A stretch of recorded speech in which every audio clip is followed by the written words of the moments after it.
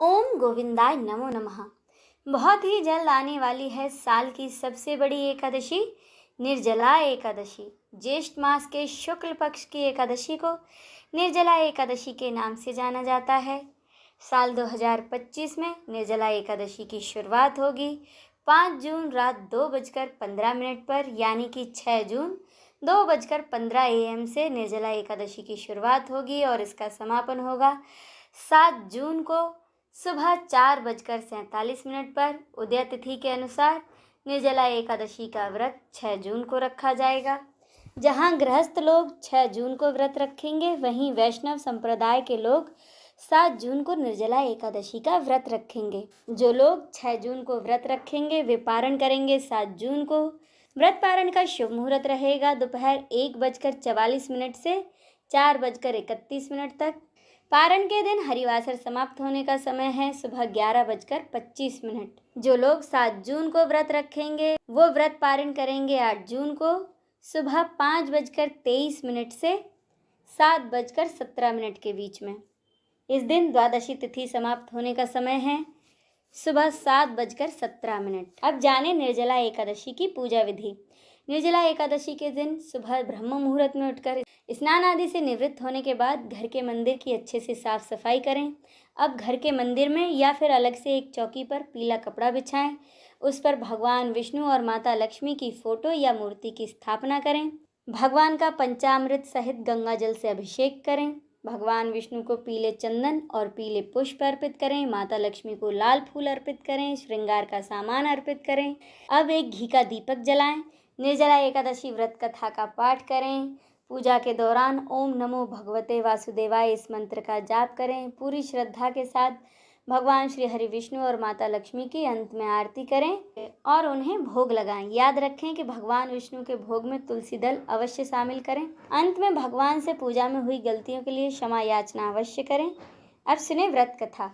महर्षि वेद व्यास जब 5 पांडवों को चारों पुरुषार्थ धर्म, अर्थ, काम और मोक्ष देने वाली एकादशी का संकल्प कराया था, तब युधिष्ठिर ने कहा कि जनार्दन, ज्येष्ठ माह के शुक्ल पक्ष में जो एकादशी पड़ती है, कृपया उसका वर्णन कीजिए। तब भगवान श्री कृष्ण ने कहा कि राजन, इसका वर्णन परम धर्मात्मा व्यास जी करेंगे, क्योंकि ये संपूर्ण शास्त्रों के ज्ञाता और वेद वेदांगों में पारंगत विद्वान हैं। तब वेद व्यास जी कहने लगे कि कृष्ण और शुक्ल पक्ष की एकादशी में अन्न खाना वर्जित है। द्वादशी को स्नान करके पवित्र होकर फूलों से भगवान केशव की पूजा करें। फिर पहले ब्राह्मणों को भोजन दें, अंत में स्वयं भोजन करें। यह सुनकर भीमसेन बोले, परम बुद्धिमान पितामह, मेरी भी उत्तम बात सुनिए। राजा युधिष्ठिर, माता कुंती, द्रौपदी, अर्जुन, नकुल और सहदेव ये सभी एकादशियों को कभी भोजन नहीं करते तथा मुझसे भी हमेशा यही कहते हैं कि भीमसेन, तुम भी एकादशी को भोजन ना किया करो। परंतु मैं उन लोगों से कहता हूँ कि मुझसे भूख नहीं सही जाएगी। भीमसेन की बातें सुनकर वेद व्यास जी ने कहा कि यदि तुम नरक को दूषित समझते हो और स्वर्गलोक की प्राप्ति चाहते हो, तो दोनों पक्षों की एकादशी के दिन भोजन कभी न करना। तब भीमसेन जी बोले कि महाबुद्धिमान पितामह, मैं आपके सामने सच कहता हूँ, मुझसे एक बार भोजन करके भी व्रत नहीं किया जा सकता, तो फिर उपवास करके मैं कैसे रह सकता हूँ। मेरे उदर में व्रत नामक अग्नि सदा प्रज्वलित रहती है, अतः जब मैं बहुत अधिक खाता हूँ तभी यह शांत होती है। इसीलिए हे महामुने, मैं पूरे वर्ष में केवल एक ही उपवास कर सकता हूँ, जिससे स्वर्ग की प्राप्ति सुलभ हो तथा जिसके करने से मैं कल्याण का भागी हो सकूँ। कोई ऐसा एक व्रत निश्चय करके मुझे बताइए, मैं उसका यथोचित रूप से पालन करूँगा। तब वेद व्यास जी ने कहा कि हे भीम, ज्येष्ठ माह के सूर्य वृष राशि पर हो या मिथुन राशि पर शुक्ल पक्ष में जो एकादशी हो, उसका पूरे यत्न पूर्वक निर्जला व्रत करो। इस एकादशी में तुम केवल मुख में कुल्ला और आचमन करने के लिए ही जल डाल सकते हो। उसको छोड़कर किसी प्रकार का जल विद्वान पुरुष मुख में न डाले, अन्यथा व्रत भंग हो जाता है। एकादशी को सूर्योदय से लेकर दूसरे दिन सूर्योदय तक जल का त्याग करें तो यह व्रत पूर्ण होता है। इसके बाद द्वादशी को प्रातःकाल स्नान करने के बाद ब्राह्मणों को विधि पूर्वक जल और स्वर्ण दान करें।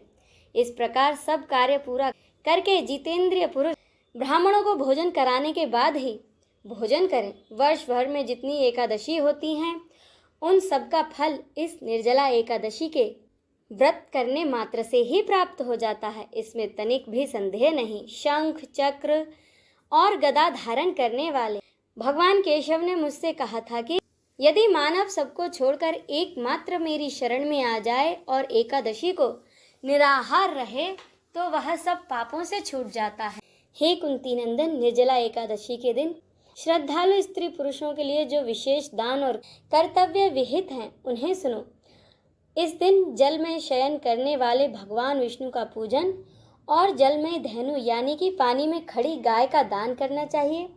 सामान्य गाय या घी से बनी गाय का दान भी किया जा सकता है। इस दिन दक्षिणा और कई तरह की मिठाइयों से ब्राह्मणों को संतुष्ट करना चाहिए। उनके संतुष्ट होने पर ही श्रीहरि मोक्ष प्रदान करते हैं। जिन्होंने श्रीहरि की पूजा और रात्रि में जागरण करते हुए इस निर्जला एकादशी का व्रत किया है, उन्होंने अपने साथ ही बीती हुई 100 पीढ़ियों को और आने वाली 100 पीढ़ियों को भगवान वासुदेव के परम धाम को पहुंचा दिया है। निर्जला एकादशी के दिन अन्न, वस्त्र, गौ, जल, शैया, सुंदर आसन, कमंडलू, छाता दान करने चाहिए। और जो श्रेष्ठ तथा सुपात्र ब्राह्मण को जूता दान करता है वह सोने के विमान पर बैठकर स्वर्ग लोक में जाता है। जो इस एकादशी की महिमा को भक्ति पूर्वक सुनता है अथवा उसका वर्णन करता है वह स्वर्ग लोक में जाता है। चतुर्दशी युक्त अमावस्या को सूर्य ग्रहण के समय श्राद्ध करके मनुष्य जिस फल को प्राप्त करता है वही फल इस एकादशी की कथा को सुनने से भी मिलता है। भीमसेन, ज्येष्ठ मास के शुक्ल पक्ष में जो एकादशी होती है उसका नाम निर्जला एकादशी है, इसीलिए उसका व्रत निर्जल किया जाता है। इस दिन श्रेष्ठ ब्राह्मणों को शक्कर के साथ जल के घड़े का दान करना चाहिए। ऐसा करने से मनुष्य भगवान विष्णु के समीप पहुंचकर आनंद का अनुभव करता है। इसके बाद द्वादशी को ब्राह्मणों को भोजन कराने के बाद ही स्वयं भोजन करें। जो इस प्रकार पूर्ण रूप से पाप नाशनी इस निर्जला एकादशी का व्रत करता है वह सब पापों से मुक्त हो आनंदमय पद को प्राप्त होता है।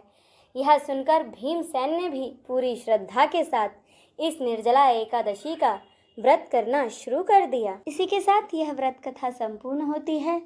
बोले कृष्ण कन्हैया लाल की जय, राधा रानी की जय, नमः पार्वते पते हर हर महादेव की जय।